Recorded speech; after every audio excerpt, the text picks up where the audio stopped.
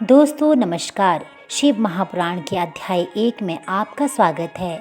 आज इस अध्याय में आप सुनेंगे किस प्रकार शिव पुराण के श्रवण से देवराज को शिवलोक की प्राप्ति हुई तथा चंचुला को किस प्रकार से पाप से मुक्ति मिली। श्री शौनक जी ने कहा, महाभाग सूत जी, आप धन्य हैं, परमार्थ तत्व के ज्ञाता हैं। आपने कृपा करके हम लोगों को ये बड़ी अद्भुत एवं दिव्य कथा सुनाई है। भूतल पर इस कथा के समान कल्याण का सर्वश्रेष्ठ साधन दूसरा कोई नहीं है।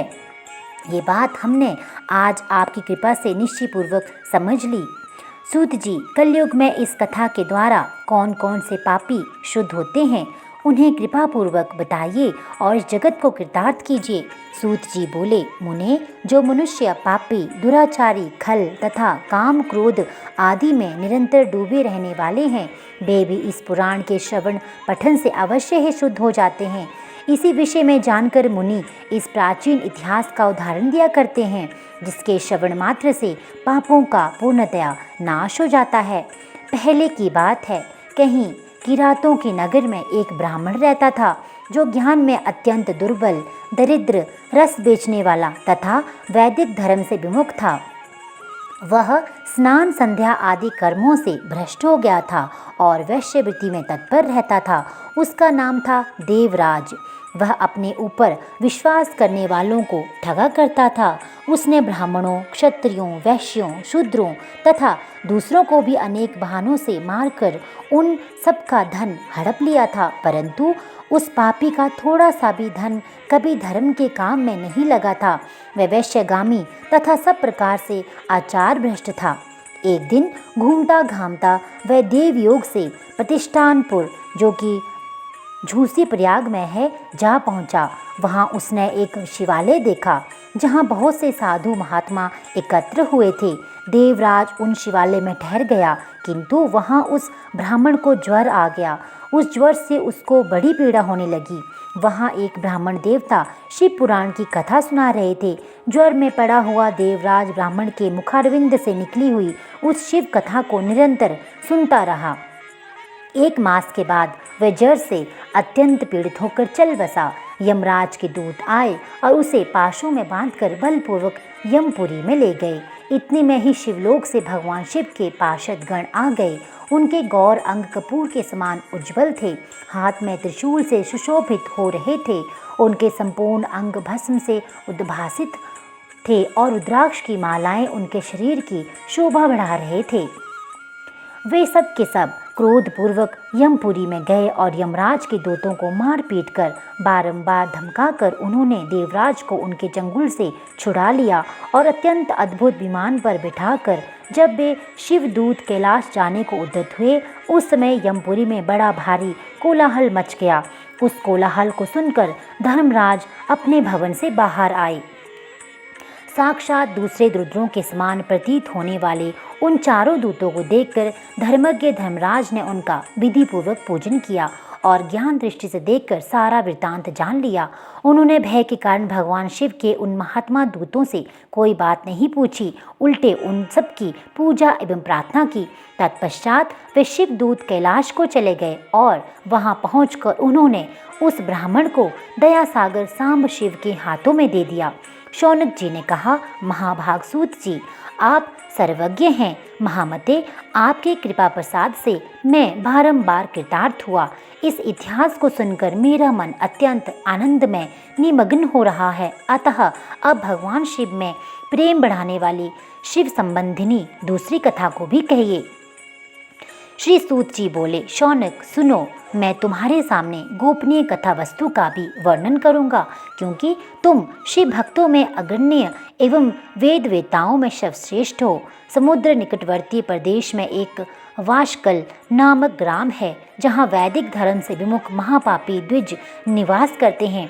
वे सब के सब बड़े दुष्ट हैं। उनका मन दूषित विषय भोगों में ही लगा रहता है। वे ना तो देवताओं पर विश्वास करते हैं, न भाग्य पर।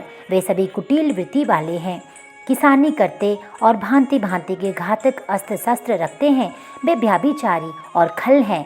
ज्ञान, वैराग्य तथा सधर्म का सेवन ही मनुष्य के लिए परम पुरुषार्थ है। इस बात को वे बिल्कुल नहीं जानते हैं। वे सभी पशु बुद्धि वाले हैं। अन्य वर्णों के लोग भी उन्हीं की भांति कुसंगित विचार रखने वाले, स्वधर्म विमुख एवं खल हैं। वे सदा कुकर्म में लगे रहते हैं और नित्य विषय भोगों में डूबे रहते हैं।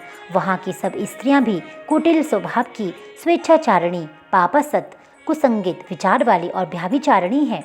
वे सद्व्यवहार एवं सदाचार से सर्वथा शून्य हैं। इस प्रकार वहाँ दुष्टों का ही निवास है। उस बाष्कल नामक ग्राम से किसी समय एक विंदुक नामधारी ब्राह्मण रहता था।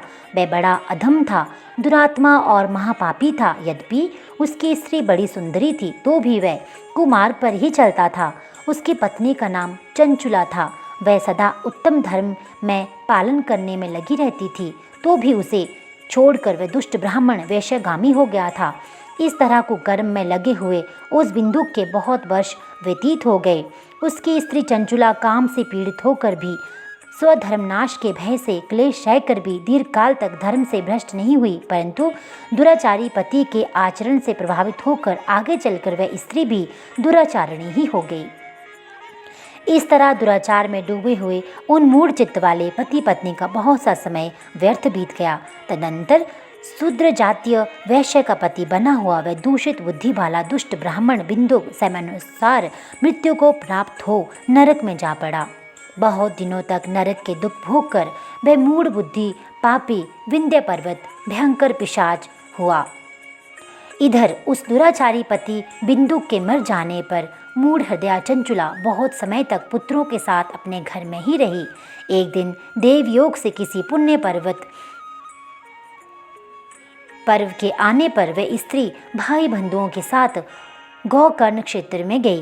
तीर्थयात्रियों के संग से उसने भी उस समय जाकर किसी तीर्थ के जल में स्नान किया।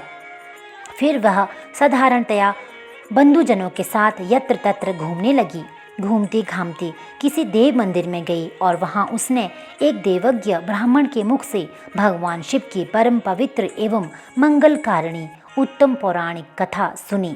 कथावाचक ब्राह्मण कह रहे थे कि जो स्त्रियां पर पुरुषों के साथ व्यभिचार करती हैं, वे मरने के बाद जब यमलोक में जाती हैं, तब यमराज के दूत उनकी योनि में तपे हुए लोहे का परिघ डालते हैं।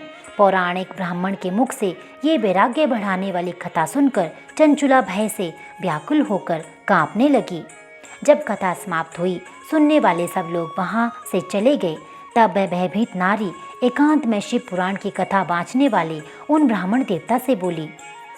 चंचुला ने कहा, ब्राह्मण, मैं अपने धर्म को नहीं जानती थी, इसलिए मेरे द्वारा बड़ा दुराचार हुआ है। स्वामिन, मेरे ऊपर अनुपम कृपा करके आप मेरा उद्धार कीजिए। आज आपने वैराग्य रस से ओतप्रोत इस प्रवचन को सुनकर मुझे बड़ा भय लग रहा है। मैं कांप उठी हूँ और मुझे इस संसार से वैराग्य हो गया है। मुझ मूढ़ चित्त वाली पापिन को धिक्कार है। मैं सर्वथा निंदा के योग्य हूँ, कुसंगित विषयों में फंसी हुई हूँ और अपने धर्म से विमुख हो गई हूँ। हाय, न जाने किस किस घोर कष्टदायक दुर्गति में मुझे पड़ना पड़ेगा और वहाँ कौन बुद्धिमान पुरुष कुमार्ग में मन लगाने वाली मुझ पापनी का साथ देगा। मृत्यु काल में उन भयंकर यमदूतों को मैं कैसे देखूंगी। जब वे बलपूर्वक मेरे गले में फंदे डालकर मुझे बांधेंगे, तब मैं कैसे धीरज धारण कर सकूंगी। नरक में जब मेरे शरीर के टुकड़े टुकड़े किए जाएंगे, उस समय विशेष दुख देने वाली उस महायातना को मैं वहाँ कैसे सहूँगी। हाय, मैं मारी गई, मैं जल गई, मेरा हृदय विदीर्ण हो गया और मैं सब प्रकार से नष्ट हो गई, क्योंकि मैं हर तरह से पाप में डूबी रही हूँ। ब्राह्मण, आप ही मेरे गुरु हैं, आप ही मेरी माता और आप ही पिता हैं। आपकी शरण में आई हुई मुझ दीन अबला का आप ही उद्धार कीजिए, उद्धार कीजिए। सूत जी कहते हैं, शौनक, इस प्रकार खेद और वैराग्य से युक्त हुई चंचुला ब्राह्मण देवता के दोनों चरणों में गिर पड़ी। तब उन बुद्धिमान ब्राह्मण ने कृपापूर्वक उसे उठाया और इस प्रकार कहा। दोस्तों, आगे की कहानी सुनने के लिए हमारे चैनल के साथ बने रहिए। चैनल को लाइक, सब्सक्राइब और दोस्तों के साथ शेयर करना बिल्कुल ना भूलिएगा। साथ ही साथ बेल आइकन को भी दबाना ना भूलिए, ताकि दूसरे अध्याय का श्रवण सुनने में आपको किसी प्रकार की कठिनाई का सामना ना हो। तो दोस्तों, मिलते हैं दूसरे अध्याय में। तब तक के लिए अपना ध्यान रखिए। ओम नमः शिवाय।